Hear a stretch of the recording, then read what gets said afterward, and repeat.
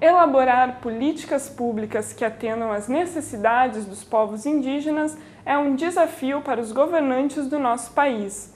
Em meio a uma grande diversidade étnica, cultural e geográfica, é fundamental que essas políticas estejam em sintonia com as particularidades desses grupos. A terra sempre foi objeto de disputas e motivo de guerras entre várias sociedades ao longo da história da humanidade. Por estar diretamente ligada à sobrevivência e cosmologia indígena, a questão fundiária talvez seja uma das pautas mais urgentes para esses povos atualmente. 13% do território nacional está convertido em reserva indígena. Desses 13%, 97% está na Amazônia. O menos de 3% o resto de todo o Brasil. Significa dizer que nesses lugares como Nordeste, Sudeste e Sul, os índios estão morando em favelas, os índios estão morando em espaços exíguos, impossíveis de reprodução do seu modo de vida. E não é porque esses índios estão chegando agora, não, esses índios sempre estiveram aí. Só que nunca foram atendidos, nunca foram reconhecidos, nem sequer foram vistos. A gente tem, assim, Mato Grosso do Sul. Mato Grosso, assim, é um estado tremendamente não indígena, ao contrário aos trabalhos de demarcação de terras. E lá se assassina, mata-se as lideranças indígenas ainda de uma forma como se fosse uma região sem lei, né? Porque, e com o apoio de governo também, de governo estadual, dos setores de judiciário estadual, lá também são contra as demarcações de terra.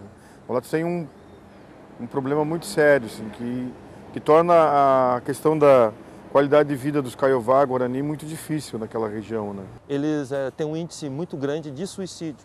E muito daquilo que se diz ser suicídio, na verdade, é homicídio.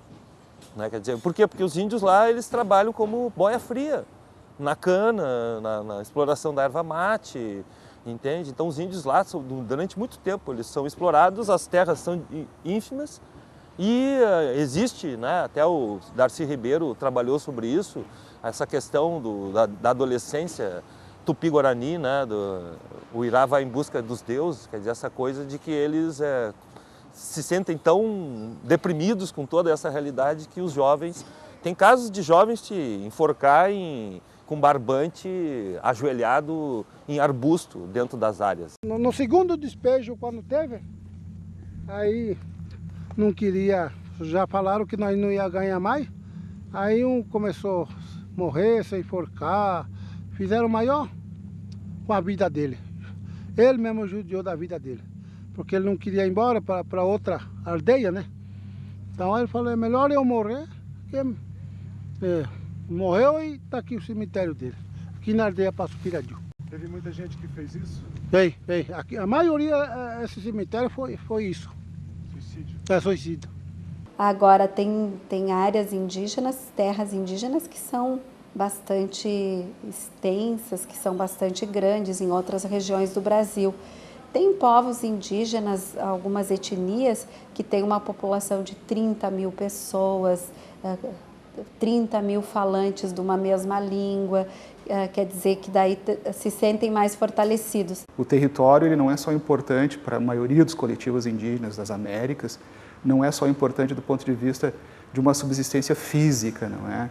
De ter terras para a agricultura ou de ter espaços para caça e coleta, mas principalmente para ter a relação com esses elementos que nós no Ocidente consideramos da natureza, mas que eles consideram ontologicamente ligados, né?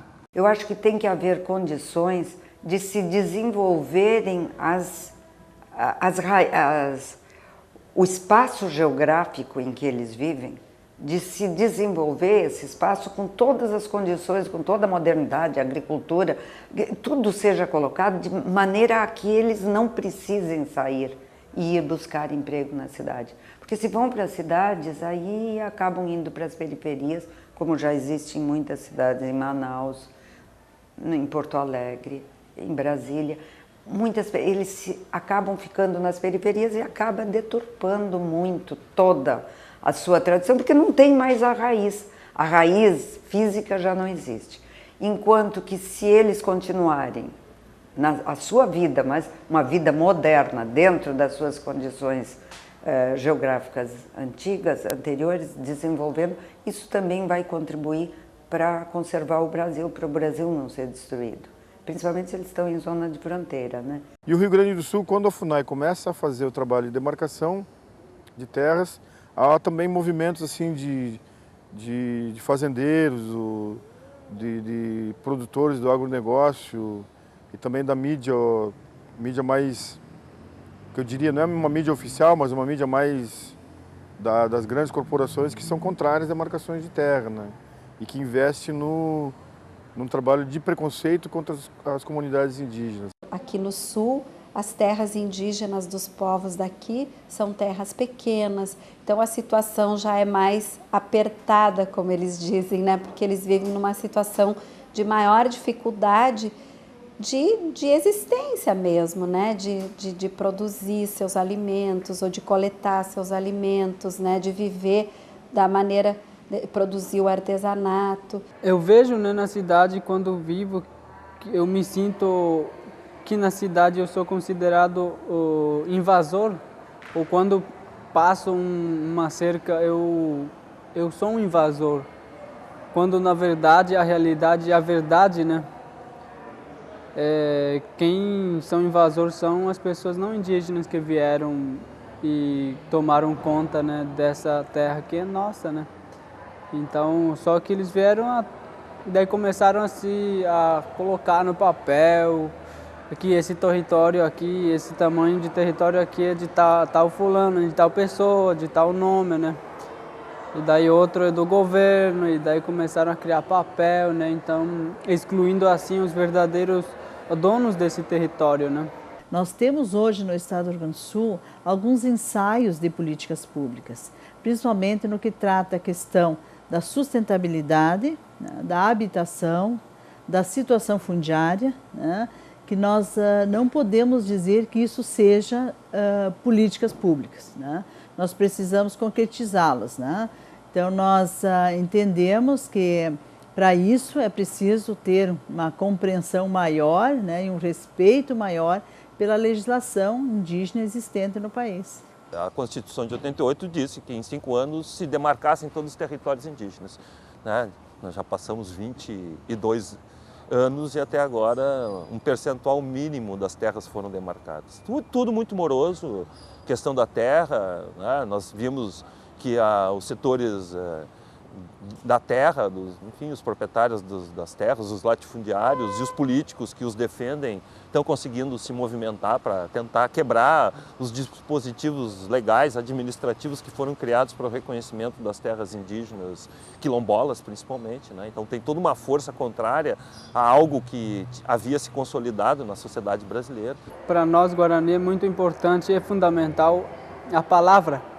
E para o Juruá não é a palavra o fundamental, é o papel. Então, na verdade, por isso que a gente chama de Juruá. Porque, na verdade, a gente chama de Juruá, para quem não é índio, porque Juru é boca e A é caída, né? Ou seja, a gente chama de boca caída ou de boca para fora, né? Que não tenha uma palavra que signifique, né? Ou seja, a palavra só simplesmente para ela servem para mentir, não para dizer a verdade. Porque o papel parece que leva a verdade e não a palavra.